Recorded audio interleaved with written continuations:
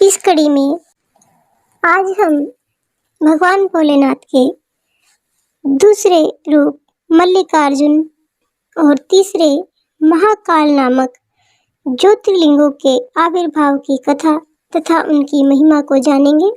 श्री सूत जी कहते हैं कि महर्षियों, अब मैं मल्लिकार्जुन के प्रादुर्भाव का प्रसंग सुनाता हूँ, जिसे सुनकर बुद्धिमान पुरुष सब पापों से मुक्त हो जाता है।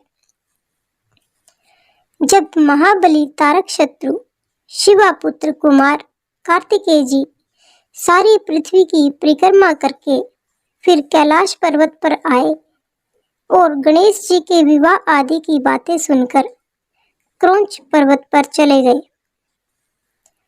माँ पार्वती और भोलेनाथ के वहां जाकर अनुरोध करने पर भी वह नहीं लौटे तथा वहां से भी आगे 12 कोस दूर चले गए। तब भगवान शिव और माँ पार्वती ज्योतिर्मय स्वरूप धारण करके वहां प्रतिष्ठित हो गए।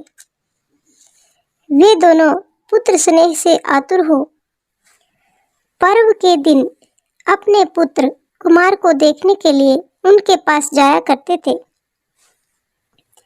अमावस्या के दिन भगवान शंकर स्वयं वहां जाते हैं और पूर्णमासी के दिन माँ पार्वती जी निश्चय ही वहां पदार्पण करती है।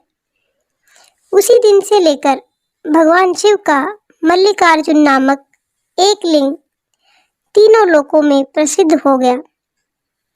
उसमें माँ पार्वती और भगवान शिव दोनों की ज्योतियां प्रतिष्ठित हैं।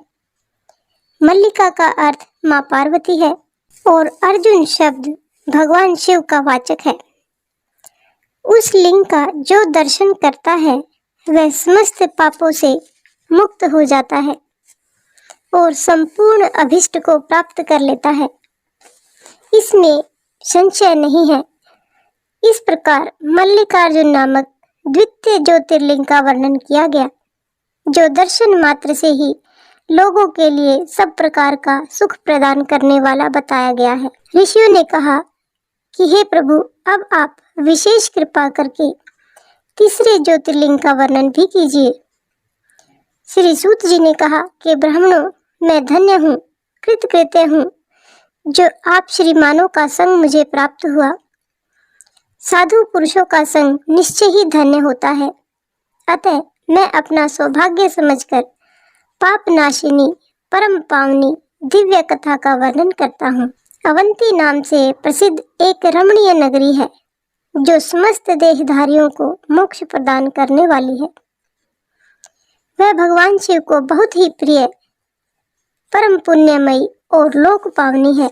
दूषण नामक एक धर्मद्वेषी असुर ने ब्रह्मा जी से वर पाकर वेद धर्म तथा धर्मात्माओं पर आक्रमण किया। अंत में उसने सेना लेकर अवंती, जो आज उज्जैन के नाम से प्रसिद्ध है, अवंती के ब्राह्मणों पर भी चढ़ाई कर दी। उसकी आज्ञा से 4 भयानक दैत्य चारों दिशाओं में प्रलय अग्नि के समान प्रकट हो गए, परंतु वे शिव विश्वासी ब्राह्मण बंधु उनसे डरे नहीं। जब नगर के ब्राह्मण बहुत घबरा गए, तब उन्होंने उनको आश्वासन देते हुए कहा कि आप लोग भक्त वत्सल भगवान शंकर पर भरोसा रखें। यूं कहकर शिवलिंग का पूजन करके वे भगवान शिव का ध्यान करने लगे।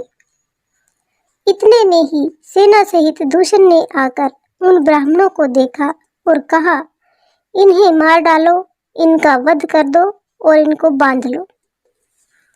वेद प्रिय के पुत्र उन ब्राह्मणों ने उस समय उस दैत्य की कही हुई वह बात नहीं सुनी, क्योंकि वे भगवान शंभु के ध्यान मार्ग में स्थित थे, यानी उनका ध्यान भगवान शंकर में था, तो इसलिए उन्होंने उस दैत्य की बात पर कोई ध्यान नहीं दिया। उस दुष्ट आत्मा दैत्य ने जो ही उन ब्राह्मणों को मारने की इच्छा की, त्यों ही उनके द्वारा पूजित पार्थिव शिवलिंग के स्थान में बड़ा भारी आवाज के साथ एक गड्ढा प्रकट हो गया। उस गड्ढे से तत्काल विकट रूपधारी भगवान भोले शंकर प्रकट हो गए, जो महाकाल नाम से विख्यात हुए। वे दुष्टों के विनाशक तथा सत्पुरुषों के आश्रयदाता हैं। उन्होंने उन दैत्यों से कहा कि अरे खल, अरे मूर्खों, मैं तुझ जैसे दुष्टों के लिए महाकाल प्रकट हुआ हूँ। तुम इन ब्राह्मणों के निकट से दूर भाग जाओ। ऐसा कहकर महाकाल शंकर ने सेना सहित दूषण को अपने हुंकार मात्र से तत्काल ही भस्म कर दिया। कुछ सेना उनके द्वारा मारी गई और कुछ वहां से भाग खड़ी हुई। परमात्मा शिव ने दूषण का वध कर डाला। जैसे सूर्य को देखकर संपूर्ण अंधकार नष्ट हो जाता है, ठीक उसी प्रकार से भगवान शिव को देखकर उसकी सारी असुरी सेना अदृश्य हो गई। देवताओं की दुदुम्बियां बजने लगी और आकाश से फूलों की वर्षा होने लगी। उन ब्राह्मणों को आश्वासन दे सुप्रसन्न हुए स्वयं महाकाल महेश्वर शिव ने उनसे कहा, तुम लोग कुछ वर मांगो। उनकी यह बात सुनकर वे सब ब्राह्मण हाथ जोड़कर भक्ति भाव से भली भांति प्रणाम करके नतमस्तक होकर बोले, महाकाल, महादेव, दुष्टों को दंड देने वाले प्रभु शंभु, आप हमें संसार सागर से मोक्ष प्रदान करें। हे शिव, आप जन साधारण की रक्षा के लिए सदा यहीं पर ही रहें। हे प्रभु, हे शंभु, अपना दर्शन करने वाले मनुष्यों का आप सदा ही उद्धार करें। इस पर आगे सूत जी कहते हैं, महर्षियों, उनके ऐसा कहने पर उन्हें सद्गति दे भगवान भोलेनाथ अपने भक्तों की रक्षा के लिए उस परम सुंदर गड्ढे में स्थित हो गए। वे ब्राह्मण मोक्ष पा गए और वहां चारों ओर की एक एक कोस भूमि लिंग रूपी भगवान शिव का स्थल बन गई। वे शिव भूतल पर महाकालेश्वर के नाम से विख्यात हुए। ब्राह्मणों, उनका दर्शन करने से स्वप्न में भी कोई दुख नहीं होता। जिस जिस कामना को लेकर कोई उस लिंग की उपासना करता है, उसे वह अपने आप ही उसका मनोरथ प्राप्त हो जाता है तथा परलोक में मोक्ष की प्राप्ति होती है।